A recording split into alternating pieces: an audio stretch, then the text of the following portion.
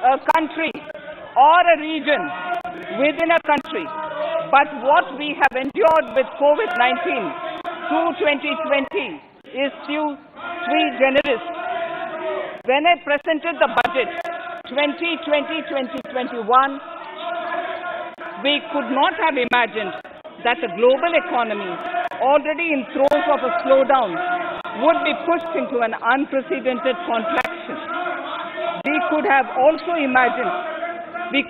have also imagined then that our people, as those in other countries, would have to endure the loss of near and dear ones and suffer hardships brought about due to a health crisis.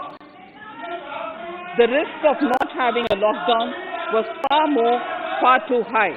Within 48 hours of declaring a 3-week-long complete lockdown, the Prime Minister announced the Pradhan Mantri Garib Kalyan Yojana, valued at 2.76 lakh crores, that provided free food grain to 800 million people, free cooking gas for 80 million families for months, and cash directly to over 400 million farmers, women, elderly, the poor, and the needy.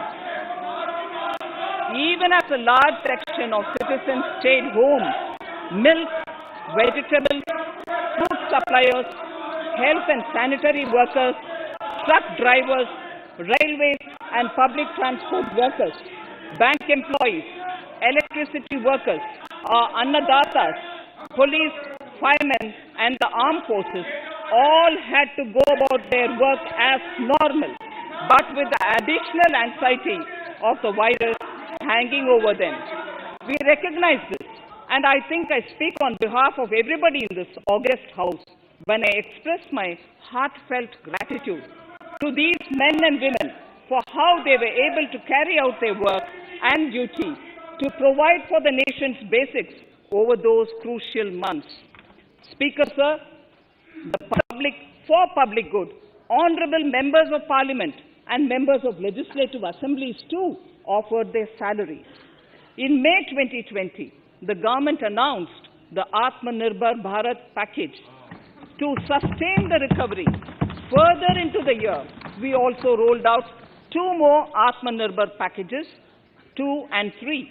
Total financial impact of all the Atmanirbhar Bharat packages, including measures taken by the RBI, was estimated to be about 27.1 lakh crores, which amounts to more than 13% of our GDP.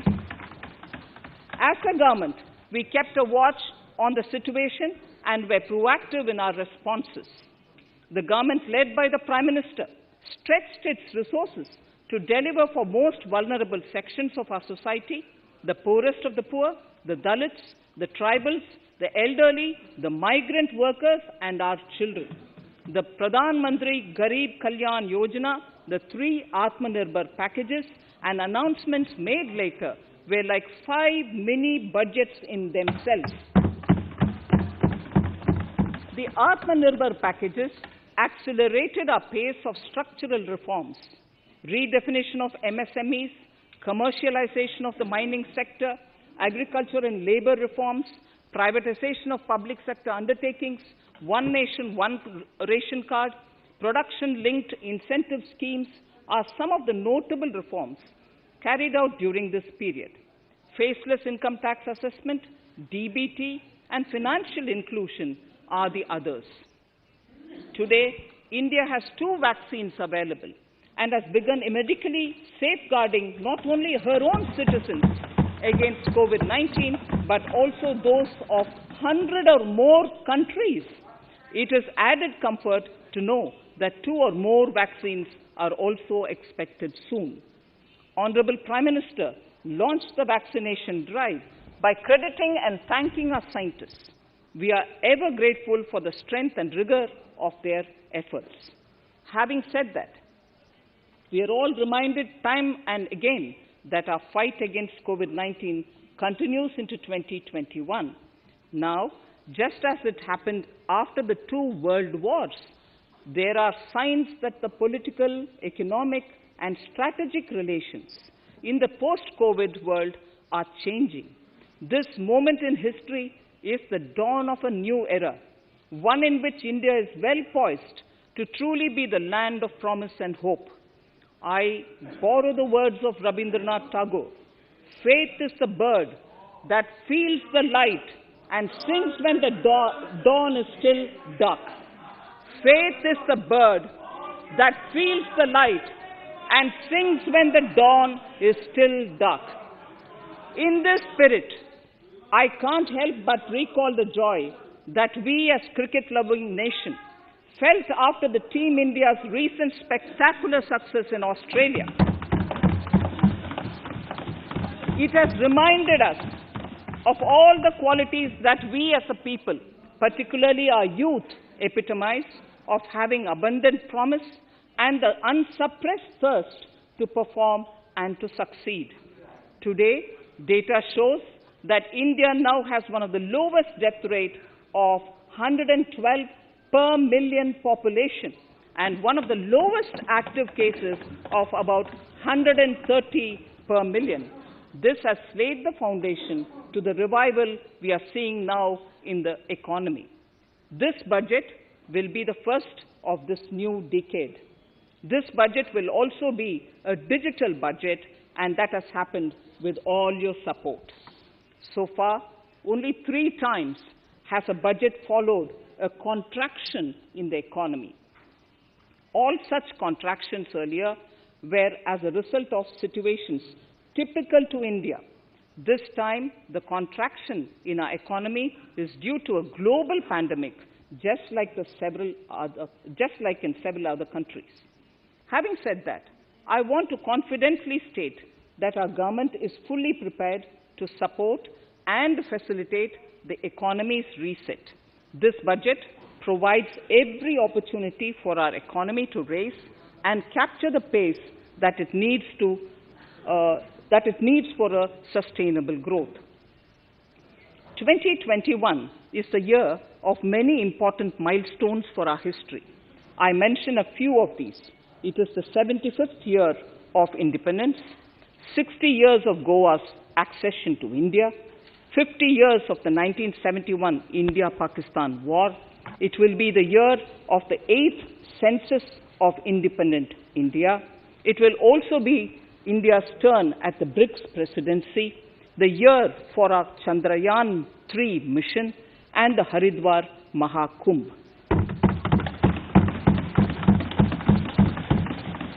Honorable Speaker, before I commence Part A of the budget, I want to take a moment to acknowledge how isolating and distancing seemed like insurmountable challenges for a country like ours that has people coming together in times of crisis.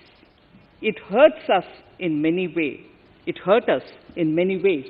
I bow my head in respect to every citizen for the endurance shown in facing what was an undeniably a tough year for all our physical and mental well-being. Part A.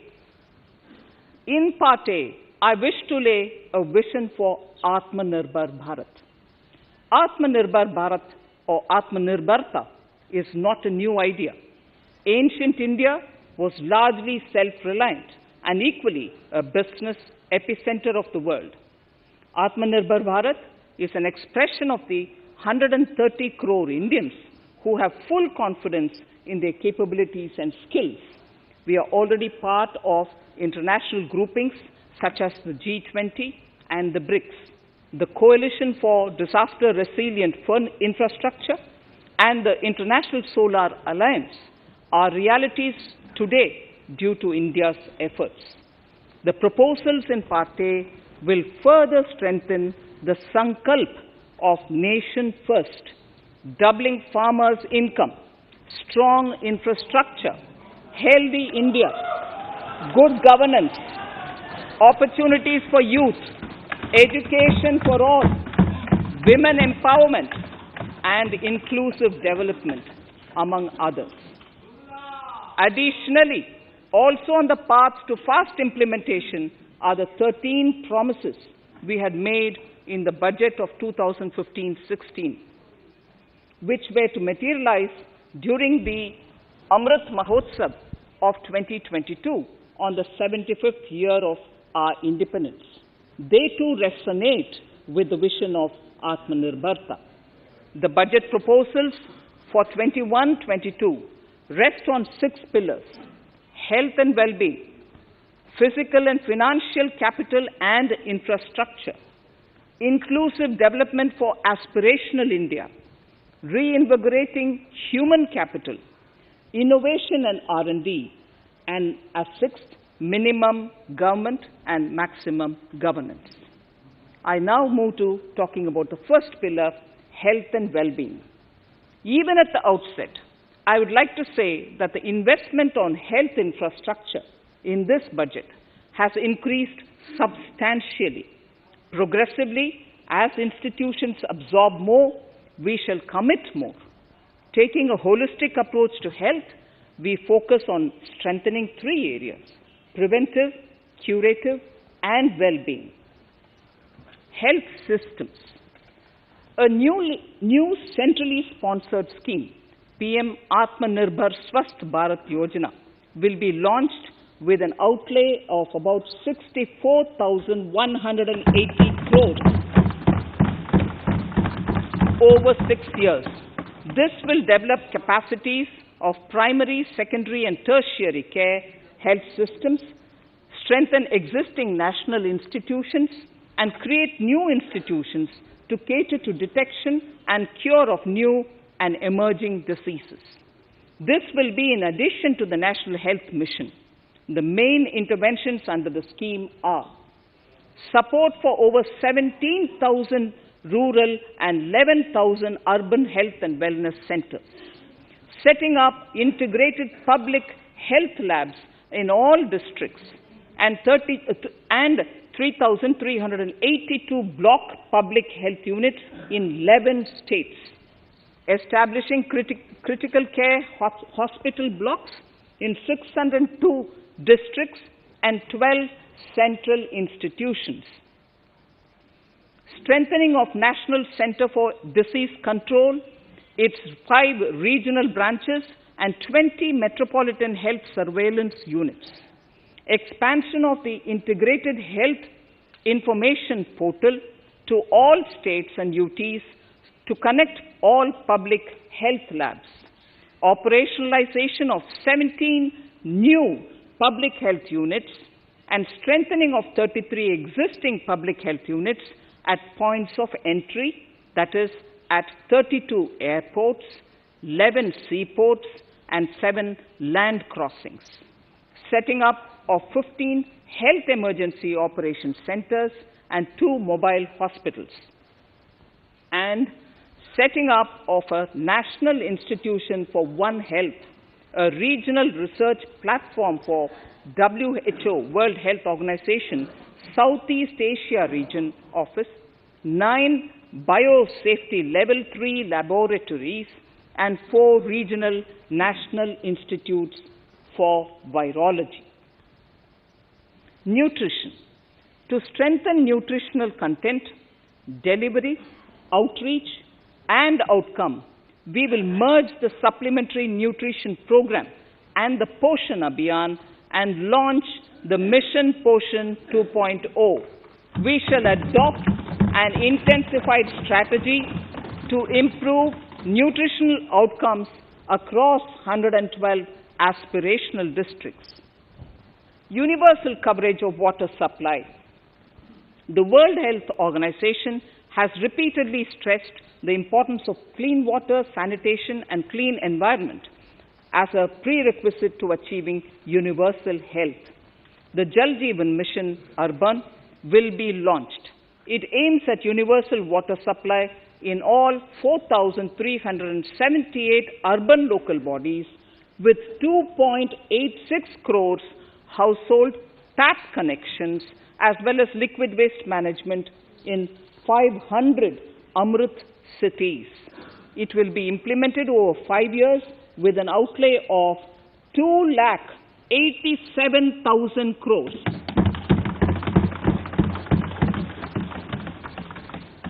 Swachh Bharat and Swasth Bharat.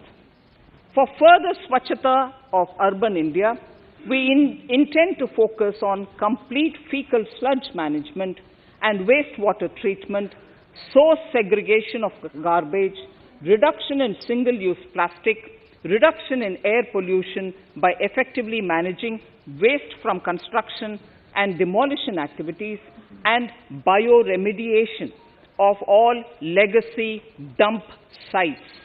The Urban Swachh Bharat Mission 2.0 will be implemented with a total financial allocation of 1,41,678 crores over a period of 5 years from 2021. Clean air. To tackle the burgeoning problem of air pollution, I propose to provide an amount of 2,217 crores of rupees for 42 urban centers with a million-plus population in this budget. Scrapping policy. We are separately announcing, Honorable Speaker, a voluntary vehicle scrapping policy to phase out old and unfit vehicles. This will help in encouraging fuel-efficient, environment-friendly vehicles, thereby reducing vehicular pollution and oil import bills. Vehicles would undergo fitness tests in automated fitness centers after 20 years in case of personal vehicles and after 15 years in case of commercial vehicles. Details of the scheme will be separately shared by the ministry. Vaccines. The pneumococcal vaccine, a made-in-India product, is presently limited to only 5 states. It will be rolled out across the country. This will avert more than 50,000 child deaths annually. Honorable Speaker, I have provided 35,000 crores of rupees for COVID-19 vaccines in this year 21-22. I am committed to provide further funds if required. So the budget outlay for health and well-being is 2,23,846 crores in this BE 21-22, as against the BE of only 94,452 crores, and it marks an increase of 137%. The details of the same are at Annexure 1 of the speech. Honorable Speaker, I now move to the second pillar, physical and financial capital and infrastructure. Atmanirbhar Bharat, production-linked incentive schemes are things which I would like to place an emphasis. For a $5 trillion economy, our manufacturing sector has to grow in double digits on a sustained basis. Our manufacturing companies need to become an integral part of global supply chains, possess core competence and cutting-edge technology.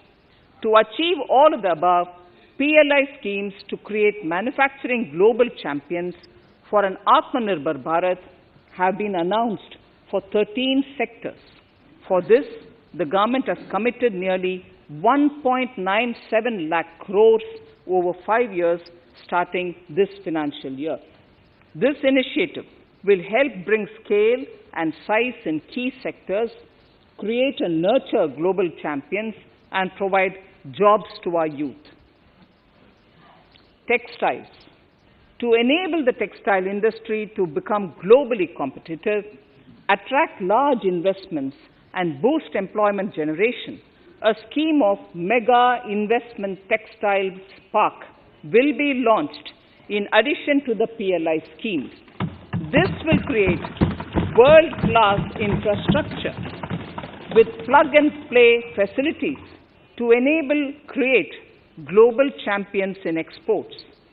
7 textile parks will be established over 3 years. Infrastructure. The National Infrastructure Pipeline, which I announced in December 2019, is the first of its kind. Whole of government exercise ever undertaken by Government of India. The NIP was launched with 6,835 projects. The project pipeline has now expanded to 7,400 projects. Around 217 projects worth rupees 1.10 lakh crores under some key infrastructure ministries have been completed. The NIP is a specific target which this government is committed to achieving over the coming years. It will require a major increase in funding from both the government and the financial sector. In this budget, I propose to take concrete steps to do this in three ways. Firstly, by creating the institutional structures. Secondly, by a big thrust on monetizing assets. And thirdly, by enhancing the share of capital expenditure in central and state budgets.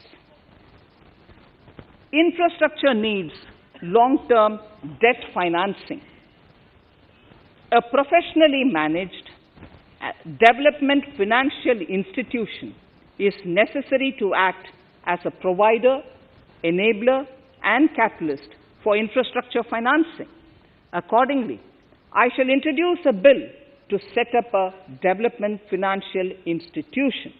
I have provided a sum of 20,000 crore rupees to capitalize this institution. The ambition is to have a lending portfolio of at least 5 lakh crores for this DFI within 3 years' time. Debt financing of InvITs and rates by foreign portfolio investors will be enabled by making suitable amendments in the relevant legislations. This will further ease access of finance to InvITs and rates, thus augmenting funds for infrastructure and real estate sectors. Asset monetization. Monetizing operating public infrastructure. Monetizing operating public infrastructure assets is a very important financing option for new infrastructure construction. A national monetization pipeline of potential brownfield infrastructure assets will be launched. An asset monetization dashboard will also be created for tracking the progress and to provide visibility to investors. Some important measures in the direction of monetization are National Highways Authority of India and the PGCIL each have sponsored one InvIT that will attract international and institutional investors. 5 operational roads with an estimated enterprise value of 5,000 crores of rupees are being transferred to the NHAI InvIT. Similarly, transmission assets of value 7,000 crores will be transferred to the PGCIL InvIT. Railways will monetize dedicated freight corridor assets for operations and maintenance after commissioning. A next lot of airports will be monetized for operations and management concessions.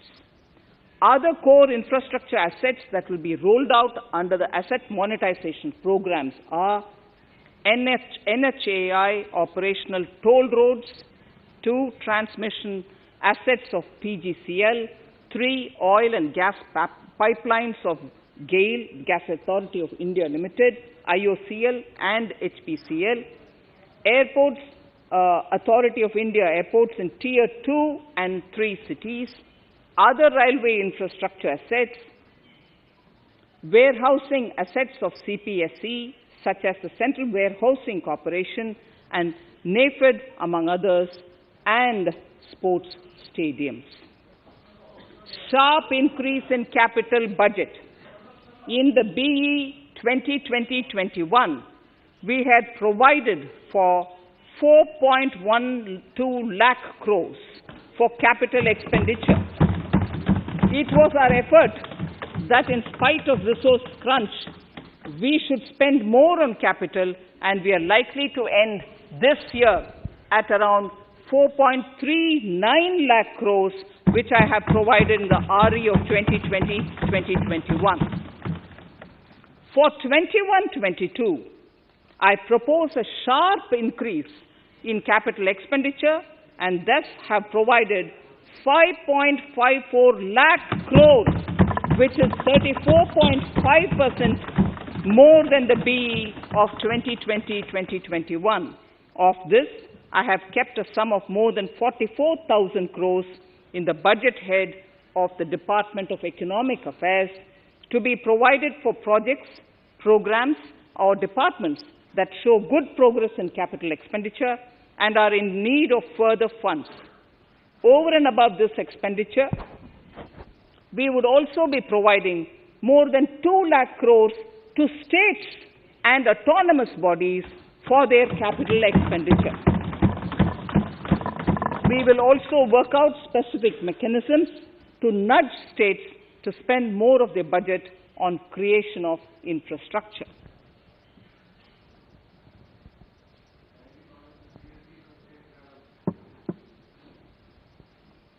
Roads and highways infrastructure.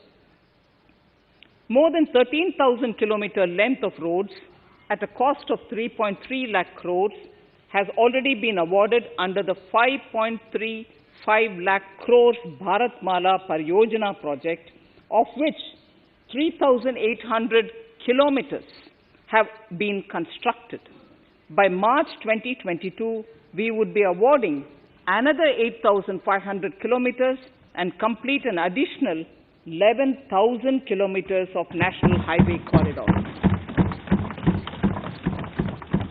To further augment road infrastructure, more economic corridors are also being planned. Some are 3,500 kilometers of national highway works in the state of Tamil Nadu at an investment of 1.03 lakh crores. These include Madurai-Kollam corridor, Chittoor-Tachur corridor, and construction will start next year. Second, 1,100 kilometers of national highway works in the state of Kerala at an investment of 65,000 crores, including 600 kilometer section of Mumbai-Kanyakumari corridor in Kerala. Third, 675 kilometers of highway works in the state of West Bengal at a cost of 25,000 crores, including upgradation of existing road Kolkata-Siliguri.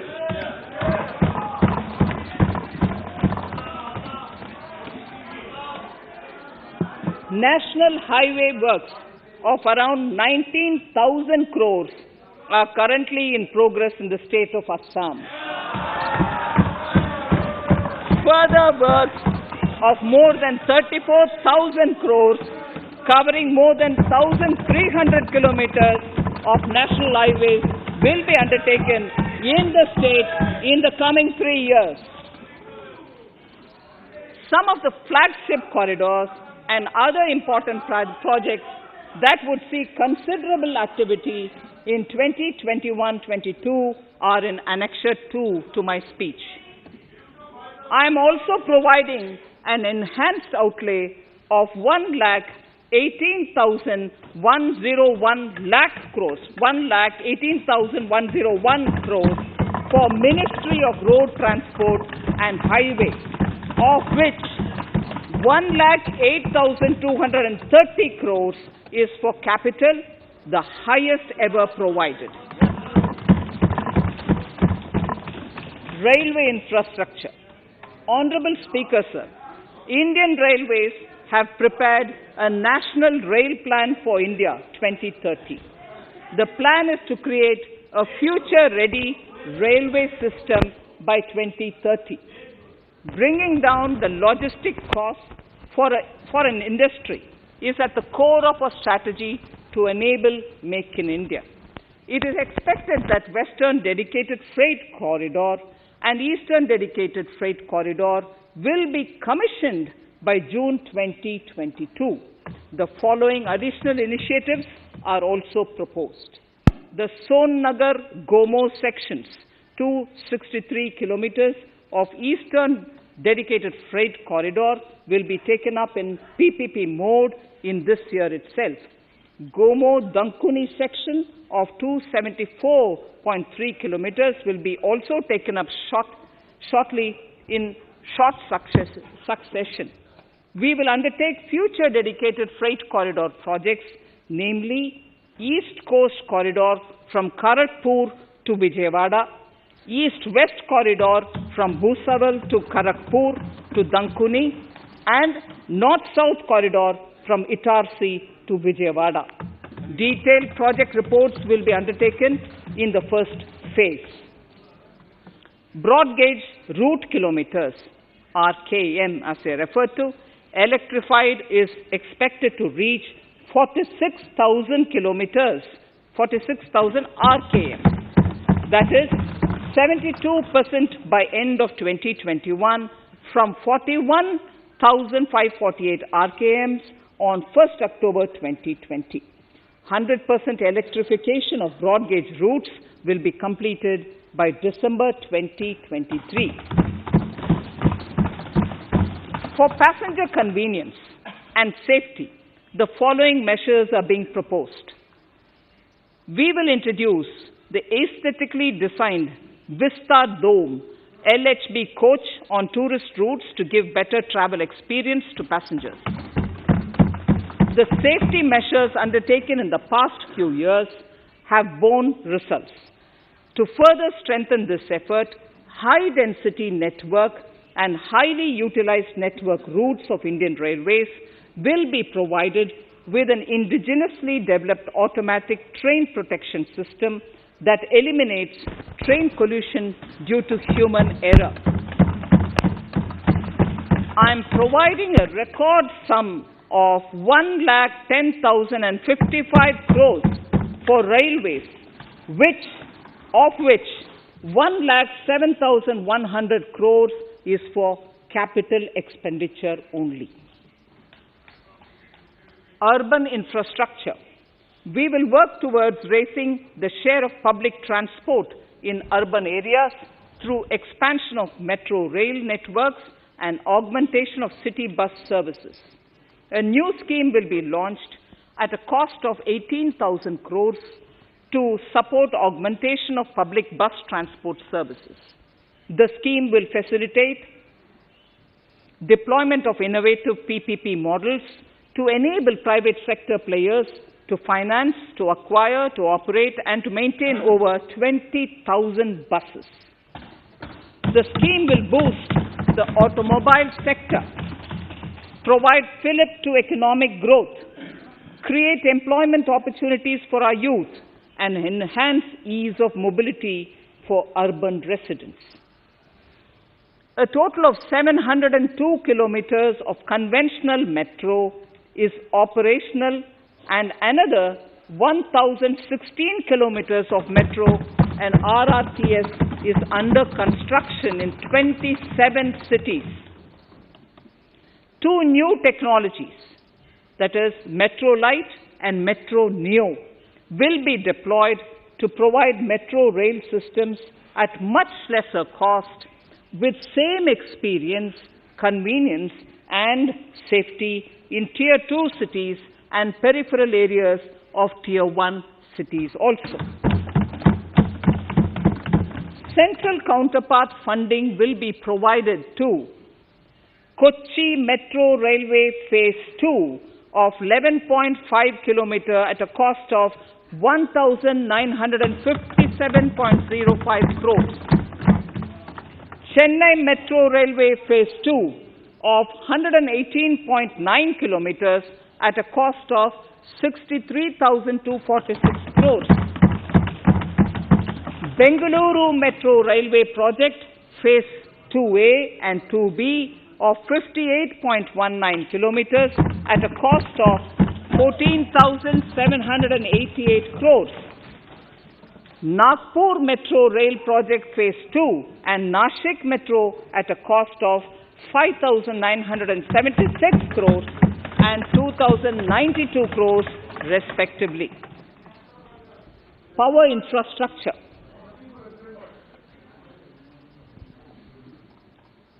The past 6 years have seen a number of reforms and achievements in power sector. We have added 139 gigawatts of installed capacity, connected an additional 2.8 crore households, and added 1.41 lakh circuit kilometers of transmission lines. The distribution companies across the country are monopolies, either government or private. There is a need to provide choice to the consumers by promoting competition. A framework will be put in place to give consumers alternatives to choose from among more than one distribution companies. I read that sentence again. A framework will be put in place to give consumers alternatives to choose from among more than one distribution company. The viability of distribution companies is a serious concern. A revamped, reforms-based, results-linked power distribution sector scheme will be launched with an outlay of 3,05,984 crores over 5 years. The scheme will provide assistance to DISCOMs for infrastructure creation, including prepaid smart metering, feeder separation, upgradation of systems, etc., tied to financial improvements. Prime Minister, while speaking at the third Reinvestment Conference in November 2020, had announced plans to launch a comprehensive national hydrogen energy mission. It is now proposed to launch a hydrogen energy mission in 2021-22 for generating hydrogen from green power sources. Ports, shipping and waterways. Major ports will be moving from managing their operational services on their own to a model where a private partner will manage it for them. For the purpose, 7 projects worth more than 2,000 crores will be offered by the major ports on private-public partnership mode in FY 21-22. A scheme for promoting flagging of merchant ships in India will be launched by providing subsidy support to Indian shipping companies in global tenders floated by ministries and CPSCs.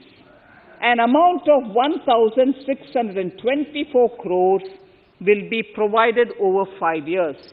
This initiative will enable greater training and employment opportunities for Indian seafarers, besides enhancing Indian companies' share in global shipping.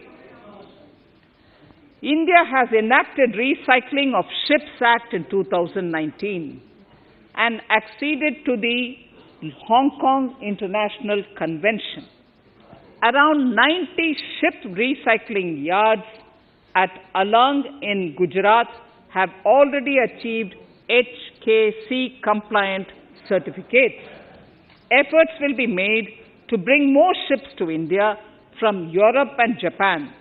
Recycling capacities of around 4.5 million light displacement ton LDT will be doubled by 2024. This is expected to generate an additional 1.5 lakh jobs for our youth. Petroleum and natural gas. Our government has kept fuel supplies running across the country without interruption during the COVID-19 lockdown period. Taking note of the crucial nature of the sector in people's lives, the following key initiatives are being announced. 1. Ujjwala scheme, which has benefited 8 crore households, will be extended to cover 1 crore more beneficiaries.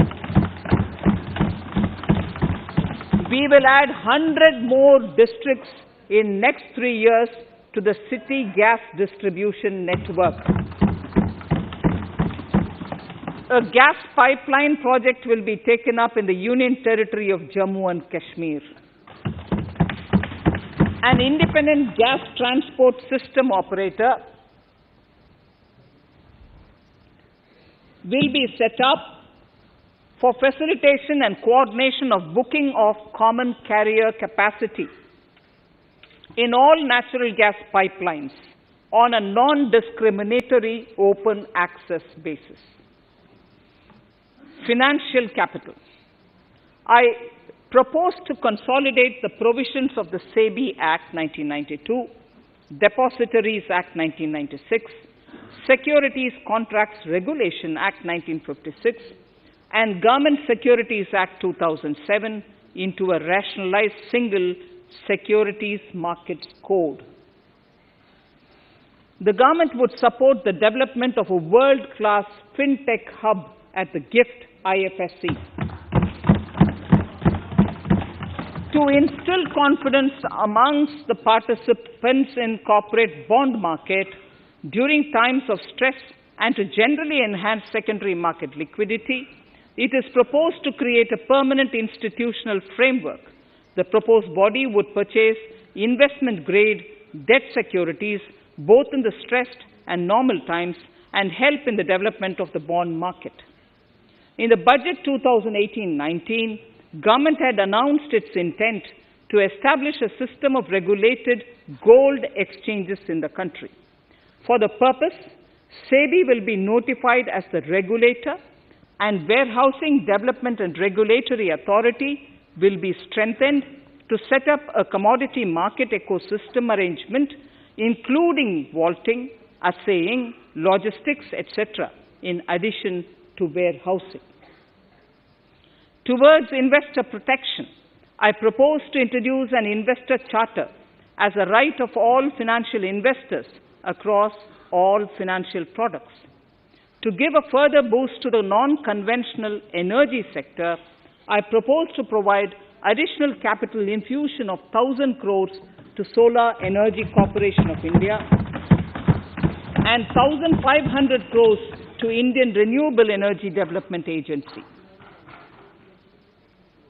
I propose to amend the Insurance Act 1938 to increase the permissible FDI limit from 49% to 74% in insurance companies and allow foreign ownership and control with safeguards.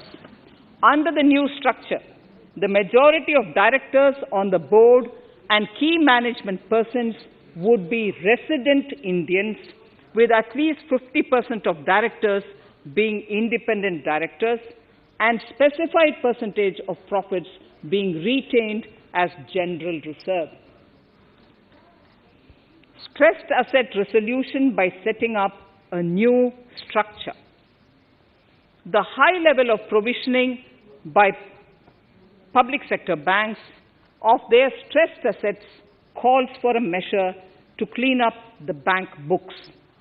An asset reconstruction company limited, an asset management company would be set up to consolidate and take over the existing stressed debt and then manage and dispose of the assets to alternative investment funds and other potential investors for eventual value realization. Recapitalization of PSB. To further consolidate the financial capital capacity of PSBs, Further recapitalization of 20,000 crores is proposed in 21-22. Deposit insurance. Last year, government had approved an increase in the deposit insurance cover from 1 lakh rupees to 5 lakhs for bank customers. I shall be moving amendments to DICGC Act 1961 in this session itself to streamline the provision so that if a bank is temporarily unable to fulfill its obligations, the depositors of such bank can get easy and time-bound access to their deposits to the extent of the deposit insurance cover. This would help depositors of banks that are currently under stress. To improve credit discipline, while continuing to protect the interests of small borrowers, for NBFCs with minimum asset size of 100 crores, the minimum loan size eligible for debt recovery under the Securitization and Reconstruction of Financial Assets and Enforcement of Security Interests SARFAESI Act 2002, it is proposed to be reduced from the existing level of 50 lakhs to 20 lakhs. Company matters. The decriminalization of the procedural and technical compoundable offences under Companies Act 2013 is now complete. I now propose to take up decriminalization of the Limited Liability Partnerships Act 2008. Honourable Speaker, I propose to revise the definition under the Companies Act 2013 for small companies by increasing the threshold for paid-up capital from not exceeding 50 lakh to not exceeding 2 crores and turnover from not exceeding 2 crores to not exceeding 20 crores. This will benefit more than 2 lakh companies in easing their compliance requirements. As a further measure which directly benefits startups and innovators, I propose to incentivize the incorporation of one-person companies by allowing one-person companies to grow without any restriction on paid-up capital and turnover, allowing their conversion into any other type of company at any time, reducing the residency limit for an Indian citizen to set up an one-person company from 182 days to 120 days, and allow also non-resident Indians to incorporate OPCs in India. This will be a big boost for startups. To ensure faster resolution of cases, the NCLT framework will be strengthened, e-court system shall be implemented, and alternate methods of debt resolution and special framework for MSMEs shall be introduced. During the coming fiscal, we will be launching data analytics, artificial intelligence, machine learning driven MCA 2.1 version to MCA 21 version 3.0. MCA 21 version 3.0. This version 3.0 will have additional modules for e-scrutiny, e-adjudication, e-consultation, and compliance management. Disinvestment and strategic sale. In spite of COVID-19, we have kept working towards strategic disinvestment. A number of transactions, namely BPCL, Air India, Shipping Corporation of India, Container Corporation of India, IDBI Bank, Bharat Earth Movers Limited, Pavan Hans, Neelachal Ispat Nigam Limited, among others, would be completed in 21-22. Other than IDBI Bank, we propose to take up the 2 public sector banks and 1 general insurance company in the year 21-22. This would require legislative amendments, and I propose to introduce the amendments in this session itself. In 21-22, we would also bring the IPO of LIC, for which I am bringing the requisite amendments in this session itself. In the Atmanirbhar package, I had announced that we will come out with a policy of strategic disinvestment of public sector enterprises. I'm happy to inform the House that the government has the government has approved the said policy. The policy provides a clear roadmap for disinvestment in all non-strategic and strategic sectors. We have kept 4 areas that are strategic, where bare minimum CPSEs will be maintained and rest privatized. In the remaining sectors of all CPSEs will be privatized. The main highlights of the policy are mentioned in Annexure 3. To fast forward the disinvestment policy, I'm asking NITI to work out on the next list of center public sector companies that would be taken up for strategic disinvestment.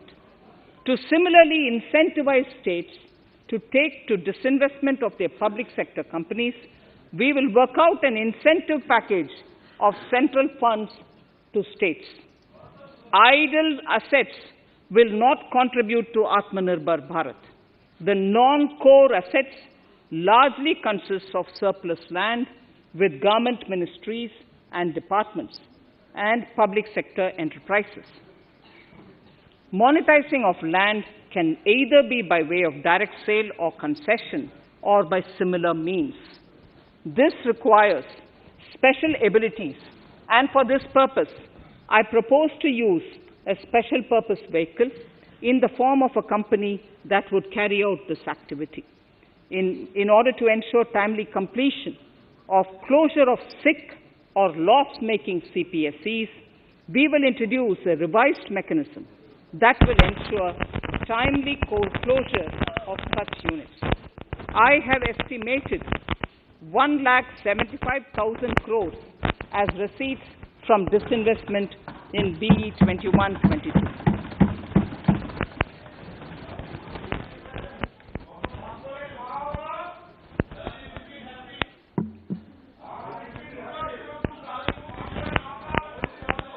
Government financial reforms.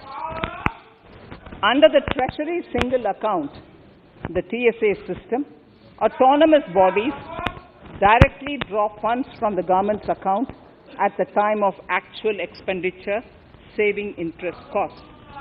We will extend the TSA system for universal application from 21-22. On the recommendation of the 15th Finance Commission, we have undertaken a detailed exercise to rationalize and bring down the number of centrally sponsored schemes. This will enable consolidation of outlays for better impact. The government is committed to the development of multi-state cooperatives and will provide all support to them. To further streamline the ease of doing business for cooperatives, I propose to set up a separate administrative structure for them. So the third pillar of Atmanirbhar Bharat, inclusive development for aspirational India. Honorable Speaker, sir, under this pillar, I will cover agriculture and allied sectors, farmers' welfare and rural India, migrant workers and labor, and financial inclusion. Agriculture. Our government is committed to the welfare of farmers. The MSP regime has undergone a sea change to assure price that is at least 1.5 times the cost of production across all commodities.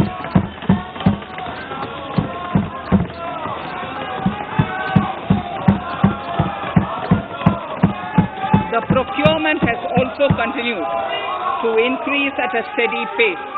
This has resulted in increase in payment to farmers substantially. In case of wheat, a total amount paid to farmers in 2013-14, Honorable Speaker, Sir, the data that I give now is important for all honorable members to kindly hear. In case of wheat, the total amount paid to farmers in 2013-14 was 33,874 crores. In 2019-20, it was 62,802 crores. And even better, Honorable Speaker, in 2020-2021, this amount paid to farmers was 75,060 crores.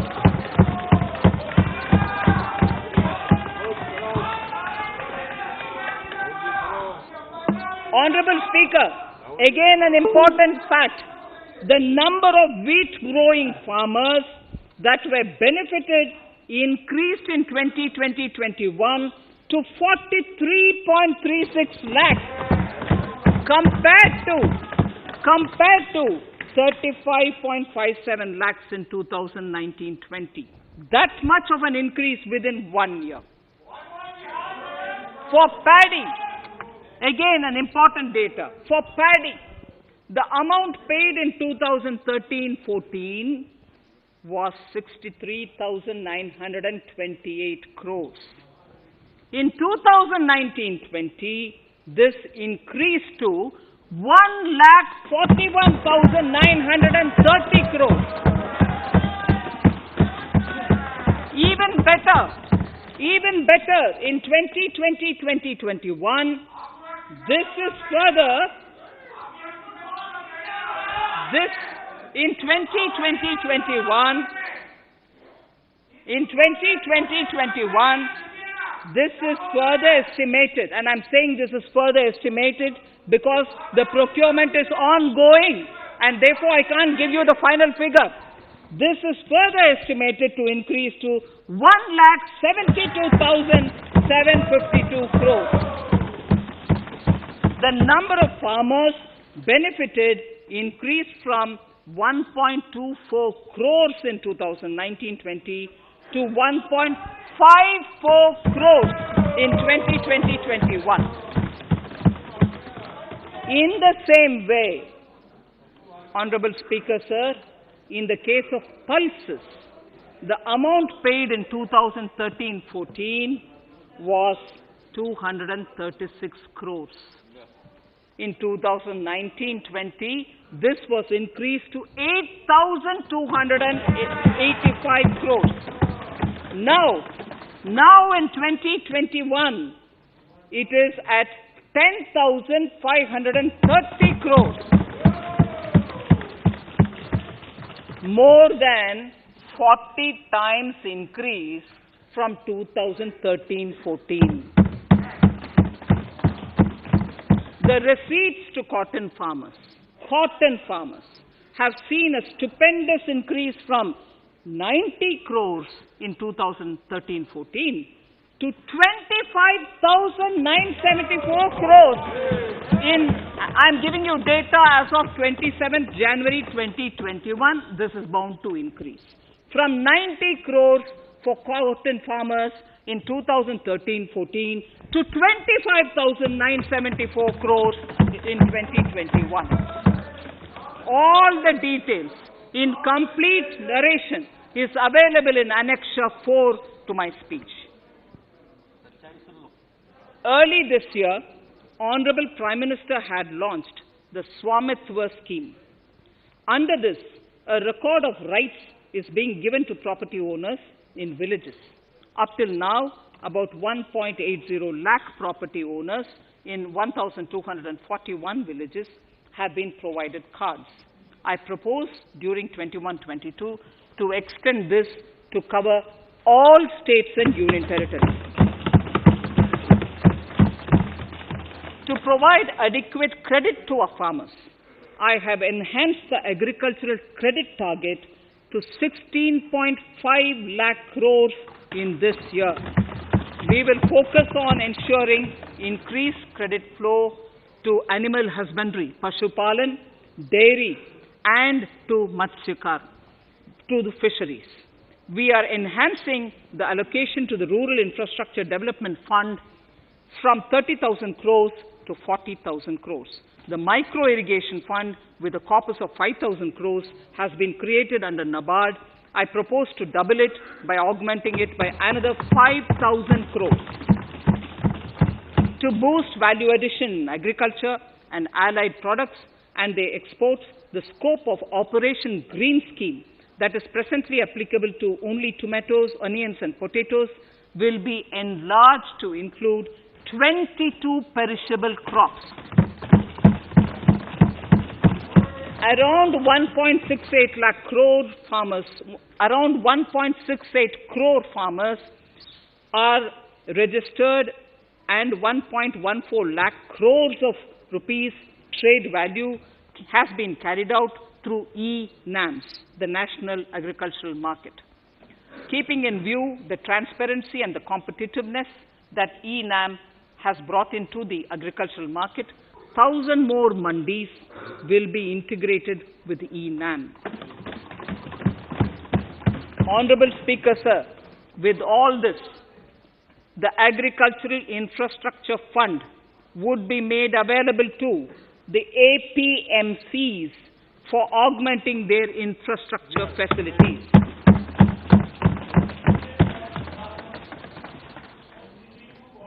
Fisheries.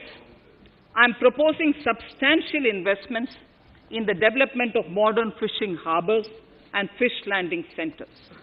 To start with, 5 major fishing harbors, Kochi, Chennai, Visakhapatnam, Paradip, and Petua Ghat, will be developed as hubs for economic activity. We will also develop inland fishing harbors and fish landing centers along the banks of rivers and waterways. Seaweed farming is an emerging sector with potential to transform the lives of coastal communities. It will provide large-scale employment and additional incomes. To promote seaweed farming and cultivation, I propose a multi-purpose seaweed park to be established in Tamil Nadu. Migrant workers and laborers. We have launched the One Nation, One Ration Card scheme, through which beneficiaries can claim their rations anywhere in the country. Migrant workers in particular benefit from the scheme.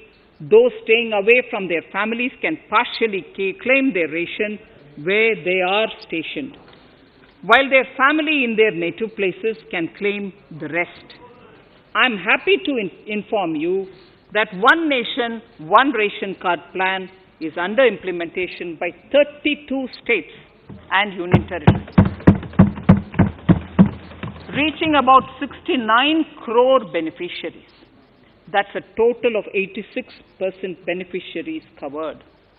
The remaining 4 states and UTs will be integrated in the next few months. To further extend our efforts towards the unorganized labor force, migrant workers in particular, I propose to launch a portal that will collect relevant information on gig workers, building and construction workers, among others. This will help formulate health, housing, skill, insurance credit, and food schemes for all migrant workers.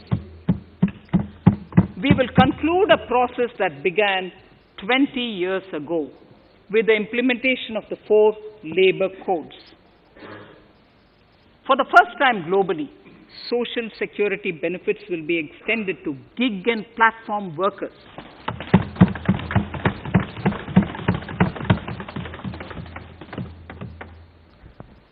Minimum wages will apply to all categories of workers, and they will all be covered by the Employees State Insurance Corporation. Women will be allowed to work in all categories and also in the night shifts with adequate protection. At the same time, compliance burden on employers will be reduced with a single registration and licensing and online returns. Financial inclusion. To further facilitate credit flow under the scheme of Stand Up India for the scheduled castes and scheduled tribes and also women, I propose to reduce the margin money requirement from 25% to 15% only, and to also include loans for activities in allied sectors, in allied activities in agriculture. We have taken a number of steps to support the MSME sector. In this budget, I have provided 15,700 crores to this sector, more than double of the last year's B. Honorable Speaker, sir, I now go to the fourth pillar, reinvigorating human capital. The national education policy announced recently has had good reception. In school education, more than 15,000 schools will be qualitatively strengthened to include all components of the national education policy.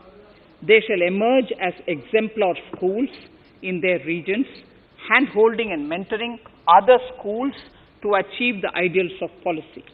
100 new Sainik schools will be set up in partnership with NGOs, private schools, and states.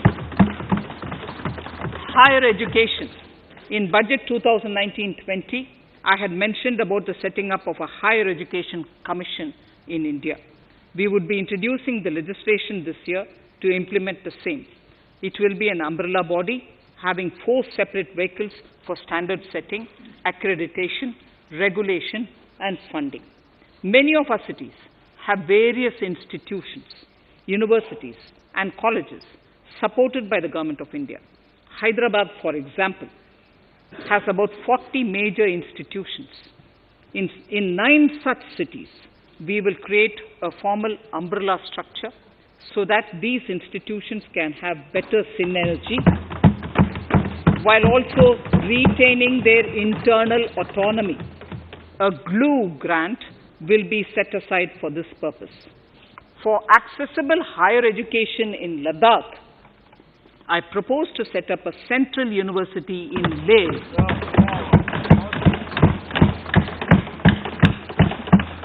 The other important projects to be taken up as a part of the NEP are listed in Annexure 5. Scheduled caste and scheduled tribes welfare.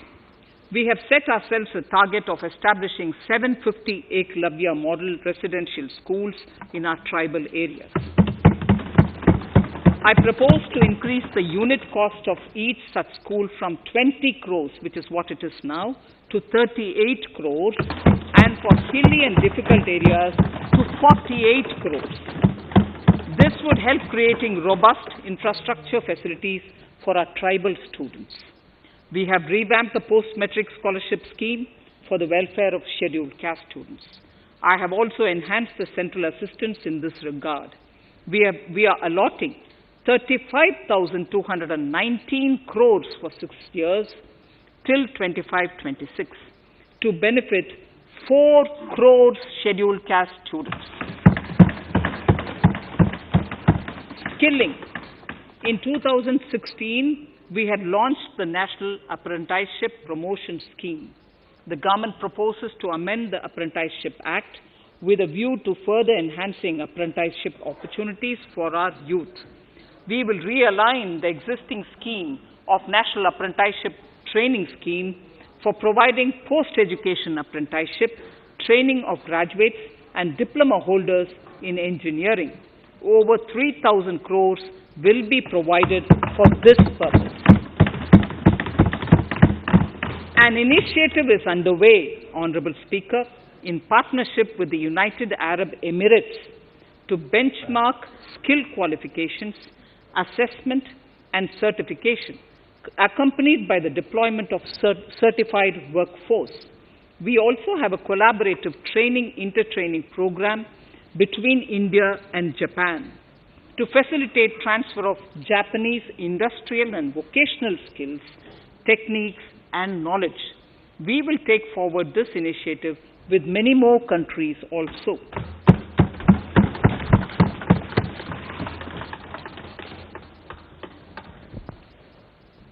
Innovation and R&D. In my budget speech of 2019, I had announced the National Research Foundation. We have now worked out the modalities, and the NRF outlay will be of 50,000 crores over 5 years. It will ensure that the overall research ecosystem in the country is strengthened with focus on identified national priority thrust areas. There has been a manifold increase in digital payments in the recent past. To give a further boost to digital transactions, I earmarked 1,500 crores for a proposed scheme that will provide financial incentive to promote digital mode of payment. We will undertake a new initiative, National Language Translation Mission.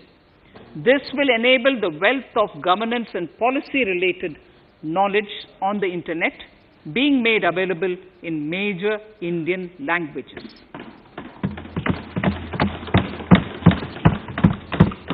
The new Space India Limited, a PSU, under the Department of Space, will execute the PSLV CS-51 launch, carrying the Amazonia satellite from Brazil, along with a few smaller Indian satellites. As part of the Gaganyaan mission activities, 4 Indian astronauts are being trained on generic spaceflight aspects in Russia. The first unmanned launch is slated for December 2021. Our oceans are a storehouse of living and non-living resources. To better understand this realm, we will launch a deep ocean mission with a budget outlay of more than 4,000 crores over 5 years. This mission will cover deep ocean survey exploration and projects for the conservation of deep sea biodiversity. I come to the 6th pillar, Honorable Speaker, minimum government, maximum governance.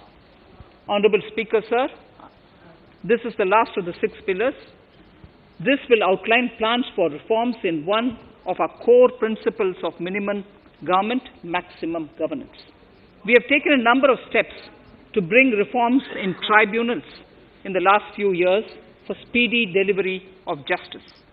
Continuing with the reforms process, I now propose to take further measures to rationalize the functioning of tribunals.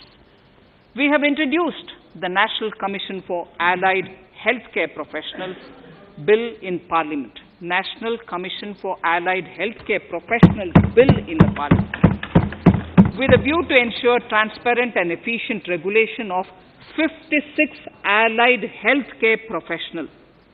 Additionally, to bring about transparency, efficiency, and governance reforms in the nursing profession, the National Nursing and Midwifery Commission Bill will be introduced by the government for passing. To have ease of doing business for those who deal with government or CPSEs and carry out contracts, I propose to set up a conciliation mechanism and mandate its use for quick resolution of contractual disputes. This will instill confidence in private investors and contractors. Honorable Speaker, sir, the forthcoming census could be the first digital census in the history of India.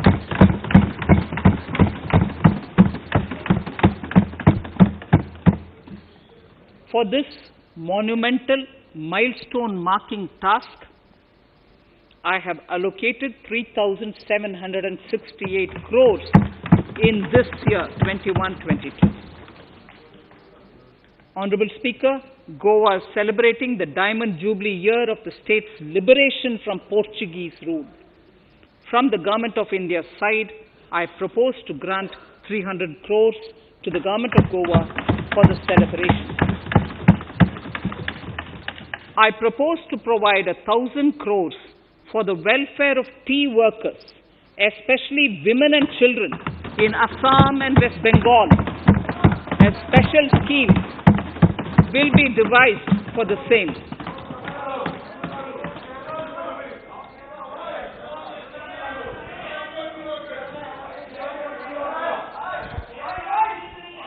Fiscal position. Fiscal position. In these last few paragraphs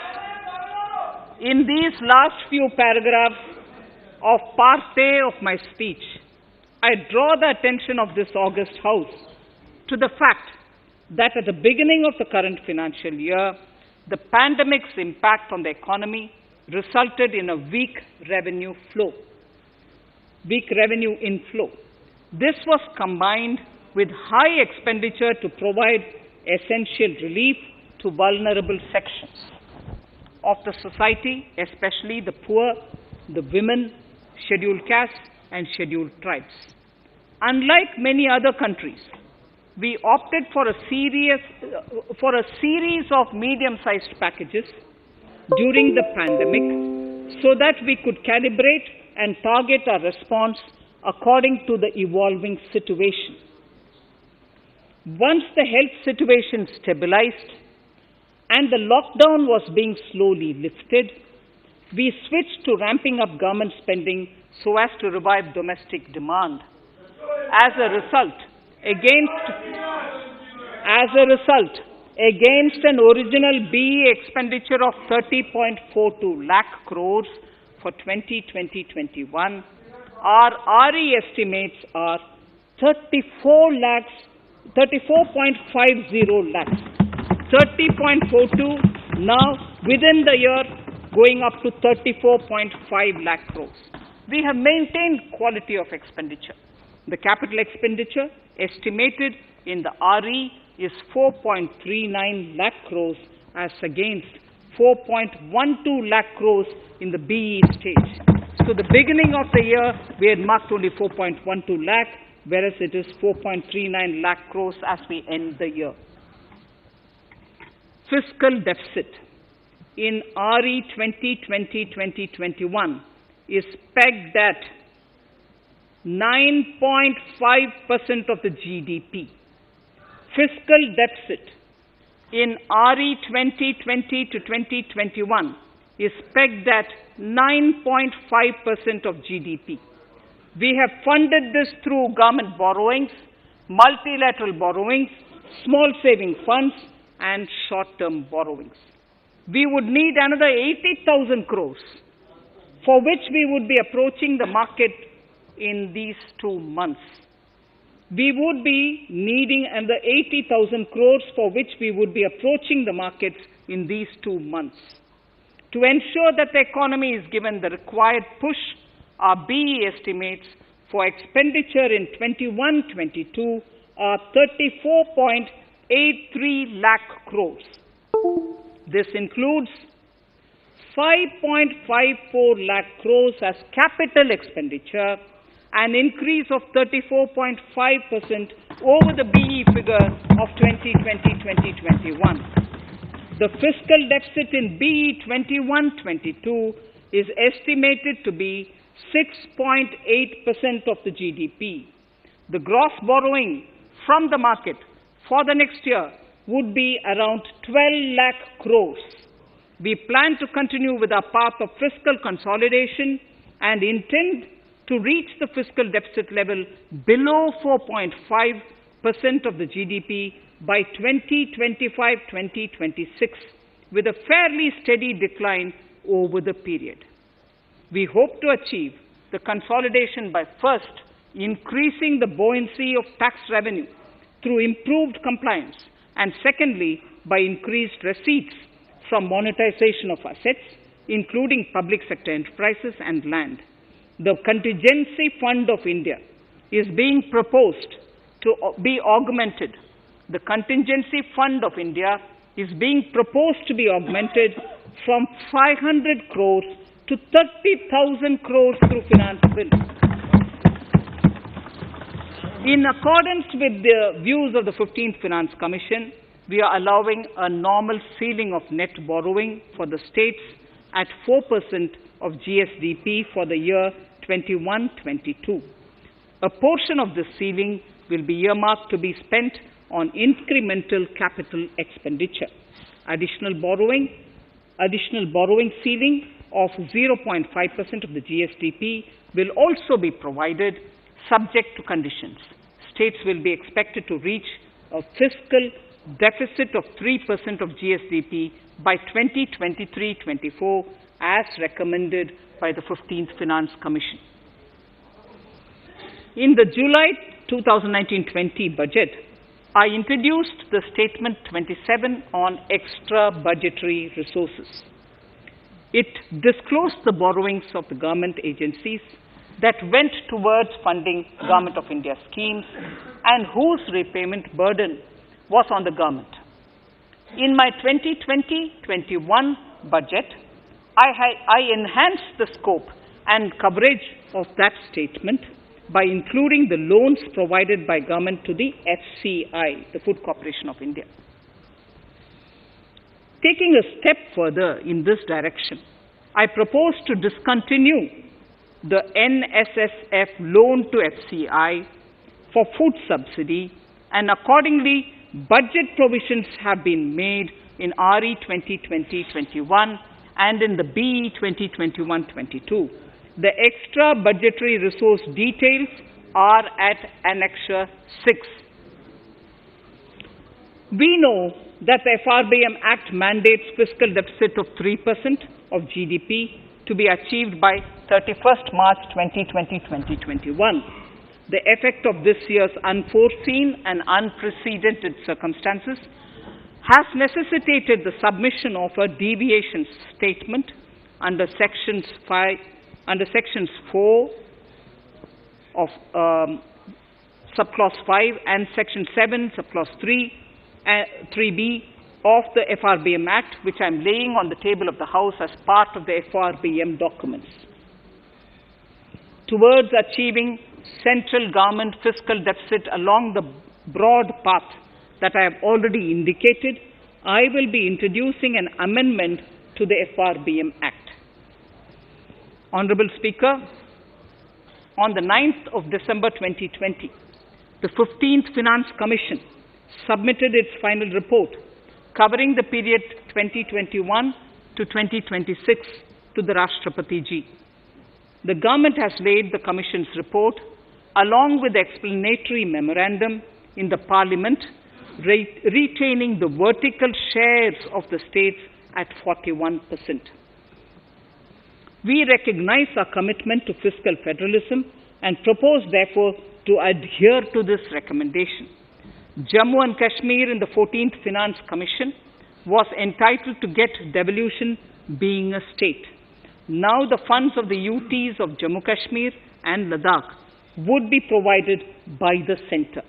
I have also provided on the Commission's recommendation 1,18,452 crores as revenue deficit grant to 17 states in 21-22 as against 74,340 crores to 14 states in 2020-21.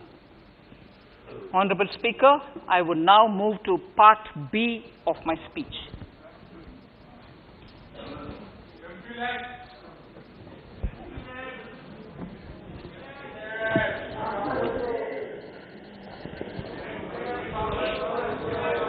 Honorable Speaker, the world is facing a serious challenge of the pandemic and its aftershock. In these trying times, when many economies are struggling to revive, our people and our industry have exhibited remarkable resilience. As I mentioned already, post-pandemic, a new world order seems to be emerging, one in which Asia is poised to occupy a prominent position, and India will have a leading role therein. In this scenario, our tax system has to be transparent, efficient, and should promote investments and employment in our country. At the same time, it should put minimum burden on our taxpayers. I borrow the words of Thiruvalluvar, the saint. Yetralum, eatalum, kathalum, katha vaguthalum, nalla valladarasu. A king or a ruler is the one who creates and acquires wealth, protects and distributes it for common good. Tirukkural. Direct tax proposals. Keeping this in mind, the words of Tirukkural, our government introduced a series of reforms in the direct tax system for the benefit of our taxpayers and the economy. Few months prior to the pandemic, in order to attract investments, we slashed our corporate tax rate to make it among the lowest in the world. The dividend distribution tax too was abolished. The burden of taxation on small taxpayers was eased by increasing rebates. In 2020, the return filers saw a dramatic increase to 6.48 crores from 3.31 crores in 2014. In the direct tax administration, we had recently introduced the faceless assessment and faceless appeal.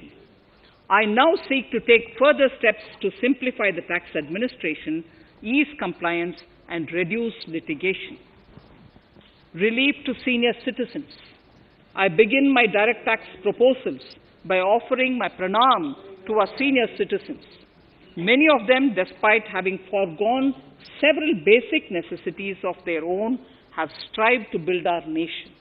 Now in the 75th year of independence of our country, when we continue our endeavor with renewed vigor, we shall reduce compliance burden on our senior citizens who are 75 years of age and above. For senior citizens who only have pension and interest income, I propose exemption from filing their income tax returns.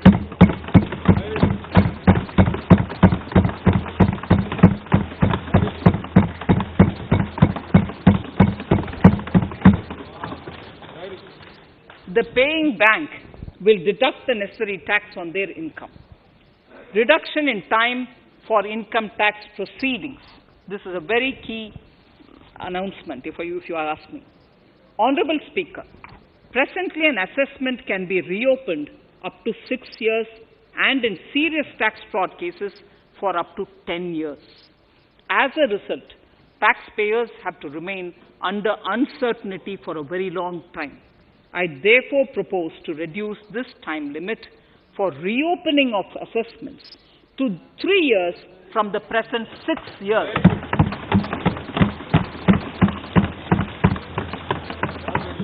In serious tax evasion cases too, only where there is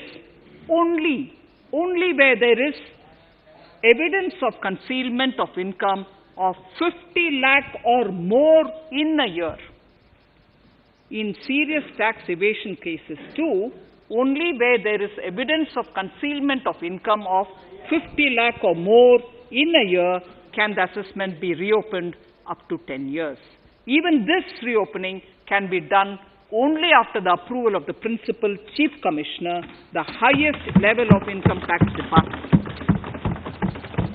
Setting up the Dispute Resolution Committee. Honorable Speaker, it has been the resolve of this government to reduce litigation which mars the present taxation system. The government came out with the Direct Taxation Vivad Se Vishwas scheme to give taxpayers an opportunity to settle long-pending disputes and be relieved to further strain on their time and resources. The response from taxpayers has been the best ever, as over 110,000 taxpayers have already opted to settle tax disputes of over 85,000 crores under the scheme. To further reduce litigation for small taxpayers, I propose to constitute a dispute resolution committee for them, which will be faceless to ensure efficiency, transparency, and accountability. Anyone with a taxable income up to 50 lakh and disputed income up to 10 lakh shall be eligible to approach the committee. Faceless IT-AT.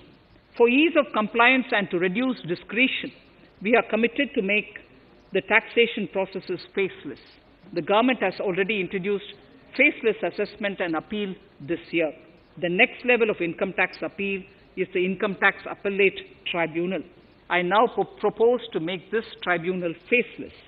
We shall establish a national faceless Income Tax Appellate Tribunal Center. All communication between the tribunal and the appellant shall be electronic. Where personal hearing is needed, it shall be done through video conferencing. Relaxations to NRI. When non-resident Indians return to India, they have issues with respect to their accrued incomes in their foreign retirement accounts. This is usually due to mismatch in taxation period. They also face difficulties in getting credit for Indian taxes in foreign jurisdictions. I propose to notify rules for removing their hardship of double taxation. Exemption from audit. Currently, if your turnover exceeds 1 crore, you have to get your accounts audited. In February 2020 budget, I had increased the limit for tax audit to 5 crores for those who carry out 95% of their transactions digitally. To further incentivize digital transactions and to reduce compliance burden, I propose to increase this limit for tax audit for such persons from 5 crores to 10 crores. Relief for dividend. In the previous budget, I had abolished the dividend distribution tax in order to incentivize investment.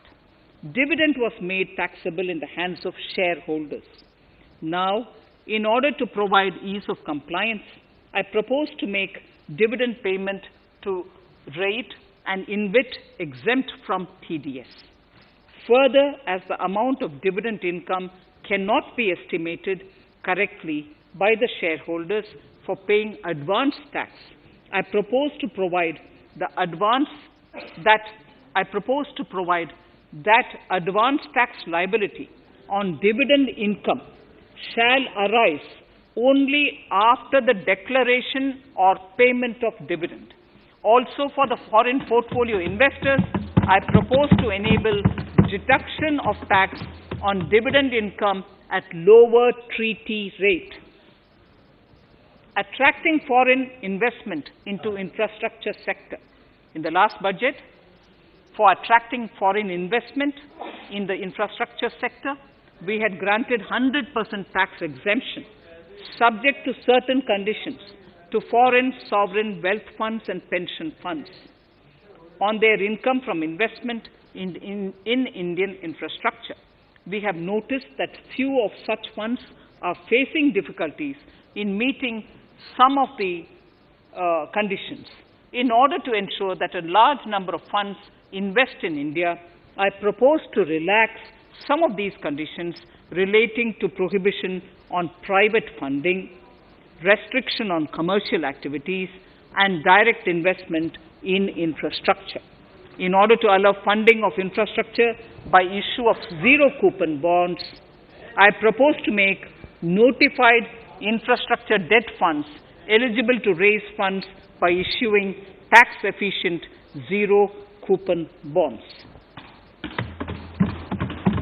Affordable housing.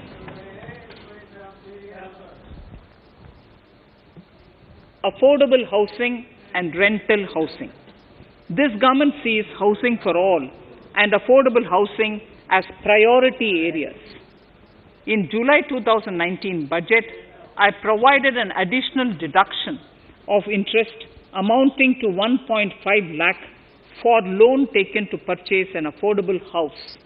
I propose to extend the eligibility of this condition by 1 more year to 31st March 2022. The additional deduction of 1.5 lakh shall therefore be available for loans taken up to 31st March 2022 for the purchase of affordable houses. Further, to keep up the supply of affordable houses, I propose that the affordable housing projects can avail a tax holiday for one more year till 31st March 2022. These are available now for projects also. We are committed to promote supply of affordable rental housing for migrant workers. For this, I propose to allow tax exemption for notified affordable rental housing projects. Tax incentives to IFSC. As I mentioned in Part A of this speech, the government is committed to making the International Financial Services Center in GIFT City a global financial hub. In addition to the tax incentives already provided, I propose to include, among others, tax holiday for capital gains for aircraft leasing companies, tax exemption for aircraft lease rentals paid to foreign lessors, tax incentive for relocating foreign funds in the IFSC, and to allow tax exemption to the investment division of foreign banks located in the IFSC. Pre-filling of returns. Honorable Speaker, in order to ease compliance for the taxpayer, details of salary income, tax payments, TDS, etc., already come pre-filled in income tax returns. To further ease filing of returns, details of capital gains from listed securities, dividend income, and interest from banks, post office, etc., will also be now pre-filled. Relief to small trusts. We hope to reduce compliance burden on small charitable trusts running educational institutions and hospitals. So far, there is a blanket exemption to such entities whose annual receipt does not exceed 1 crore of rupees. I now propose to increase this amount to 5 crores.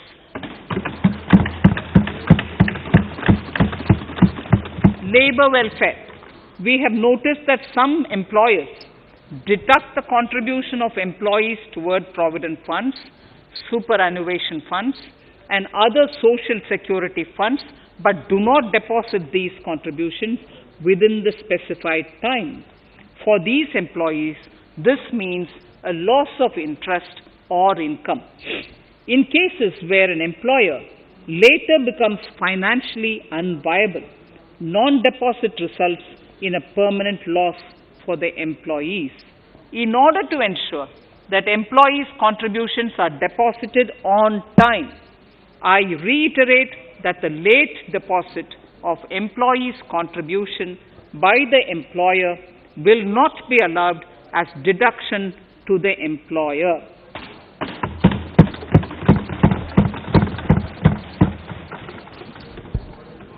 Incentives for startups. In order to incentivize startups in the country, I propose to extend the eligibility for claiming tax holiday for startups by one more year, till 31st March 2022. Further, in order to incentivize funding for the startups, I propose to extend the capital gains exemption for investment in startups by one more year, till 31st March 2022. Sir, I now come to Indirect Tax Proposals, GST. Before I come to my Indirect Tax Proposals, I would like to appraise the House on GST. The GST is now 4 years old, and we have taken several measures to further simplify it. Some of the measures include nil return through SMS, quarterly return and monthly payment for small taxpayers, electronic invoice system, validated input tax statements, pre-filled editable GST return, and staggering of returns filing. The capacity of GST and system has also been enhanced. We have also deployed deep analytics and artificial intelligence to identify tax evaders and fake billers and launched special drives against them. The results speak for themselves. We have made record collections in the last few months. The GST Council has painstakingly thrashed out thorny issues. As chairperson to the Council, I want to assure this House that we shall take every possible measure to smoothen the GST further and to remove anomalies such as inverted duty structure. Custom duty rationalization. Our custom duty policy should have the twin objective of promoting domestic manufacturing and helping India get on to global value chain and export better. The thrust now has to be on easy access to raw materials and exports of value-added products. Towards this, last year, we started overhauling the customs duty structure, eliminating 80 outdated exemptions. I also thank everyone who responded overwhelmingly to a crowdsourcing call for suggestions on this revamp. I now propose to review more than 400 old exemptions this year. I repeat, I now propose to review more than 400 old exemptions this year. We will conduct this through extensive consultations, and from 1st October 2021, we will put in place a revised customs duty structure free of distortions. I also propose that any new customs duty exemptions, therefore, henceforth will have validity up to 31st March, following 2 years from the date of the issue. Electronic and mobile phone industry. Domestic electronic manufacturing has grown rapidly. We are now exporting items like mobiles and chargers. For greater domestic value addition, we are withdrawing a few exemptions on part of chargers and sub-parts of mobiles. Further, some parts of mobiles will move from nil rate to a moderate 2.5%. Iron and steel. MSMEs and other user industries have been severely hit by a recent sharp rise in iron and steel prices. Therefore, we are reducing customs duty uniformly to 7.5% on semis, flats, and long products of non-alloy, alloy, and stainless steels. To provide relief to metal recyclers, mostly MSMEs, I am exempting duty on steel scrap for a period up to 31st March 2022. Further, I am also revoking ADD and CVD on certain steel products. Also, to provide relief to copper recyclers, I am reducing duty on copper scrap from 5% to 2.5%. Textiles. The textile sector generates employment and contributes significantly to the economy. There is a need to rationalize duties on raw material inputs to man-made textiles. We are now bringing nylon chain on par with polyester and other man-made fibers. We are uniformly reducing the BCD rates on caprolactam, nylon chips, nylon fiber, and yarn to 5%. This will help the textile industry, MSMEs, and also overall exports. Chemicals. We have calibrated customs duty rates on chemicals to encourage domestic value addition and to remove inversions. Apart from other items, we are reducing customs duty on naphtha to 2.5% to correct inversion. Gold and silver presently attract a basic customs duty of 12.5%. Since the duty was raised from 10% in July 19, prices of precious metals have risen sharply. To bring it closer to previous levels, we are rationalizing customs duty on gold and silver. Renewable energy. In Part A, we have already acknowledged that solar energy has huge promise for India. To build up domestic capacity, we will notify a phased manufacturing plan for solar cells and solar panels. At present, to encourage domestic production, we are raising duty on solar inverters from 5% to 20% and on solar lanterns from 5% to 15%. Capital equipment and auto parts. There is immense potential in manufacturing heavy capital equipment domestically. We will comprehensively review the rate structure in due course. However, we are revising duty rates on certain items immediately. We propose to withdraw exemptions on tunnel boring machine. It will attract a customs duty of 7.5% and its parts a duty of 2.5%. We are raising customs duty on certain auto parts to 15% to bring them on par with general rate on auto parts. MSME products. We are proposing certain changes to benefit MSMEs. We are increasing duty from 10 to 15% on steel screws and plastic builder wares. On prawn feed, we increase it from 5 to 15%. We are rationalizing exemption on import of duty-free items as an incentive to exporters of garments, leather, and handicraft items. Almost all of these items are made domestically by our MSMEs. We are withdrawing exemption on imports of certain kinds of leathers as they are domestically produced in good quantity and quality, mostly by MSMEs. We are also raising customs duty on finished synthetic gemstones to encourage domestic processing. Agriculture products to benefit farmers. We are raising customs duty on cotton from nil to 10%, on raw silk and silk yarn from 10 to 15%. We are also withdrawing end-use-based concession on denatured ethyl alcohol. Currently, rates are being uniformly calibrated to 15% on items like maize, bran, rice bran, oil cake, and animal feed additives. There is an immediate need to improve agricultural infrastructure so that we produce more while also conserving and processing agricultural output efficiently. This will ensure enhanced remuneration for our farmers.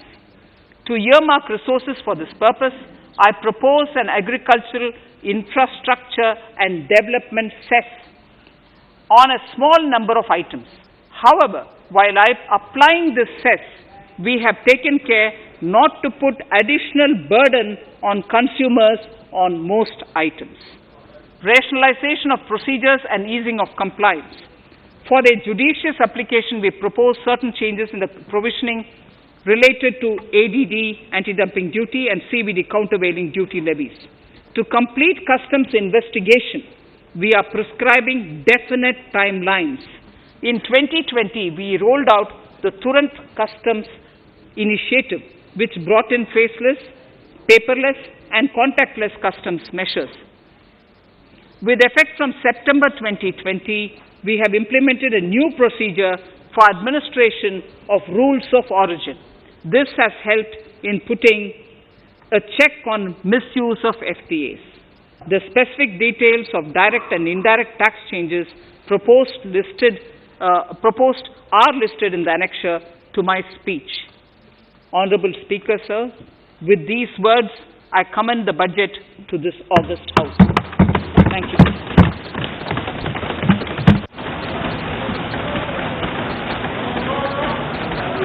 Item number 1. Manya Mantri ji, item number 1. Sorry, I don't have it with me. Sir, I wish to place on table the 15th Finance Commission report.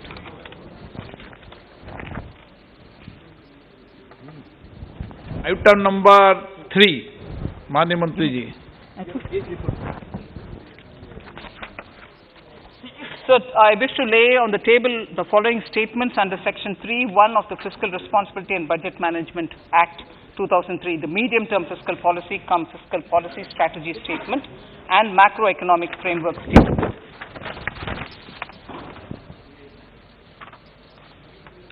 Item number 4.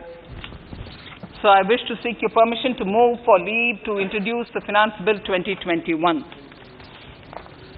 प्रश्न ये कि विधेयक को पुनर्स्थापित करने की अनुमति प्रदान की जाए।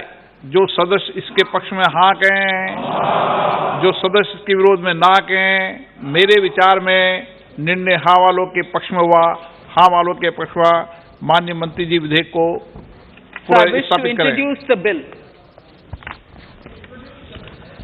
Shri Prahlad Joshi ji. With your permission, I rise to present the 18th report of Business Advisory Committee. माननीय सदस्यगण, माननीय वित्त मंत्री जी के बजट भाषण की प्रतियां प्रकाशक फलक पर उपलब्ध है। सदस्य अपनी प्रति प्रकाशन फलक से प्राप्त कर सकते हैं।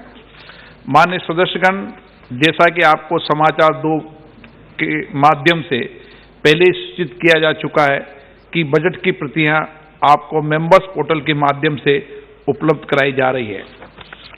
सभा की कार्रवाई मंगलवार दिनांक 2 फरवरी 2021 को दोपहर 4 बजे तक के लिए स्थगित की जाती है।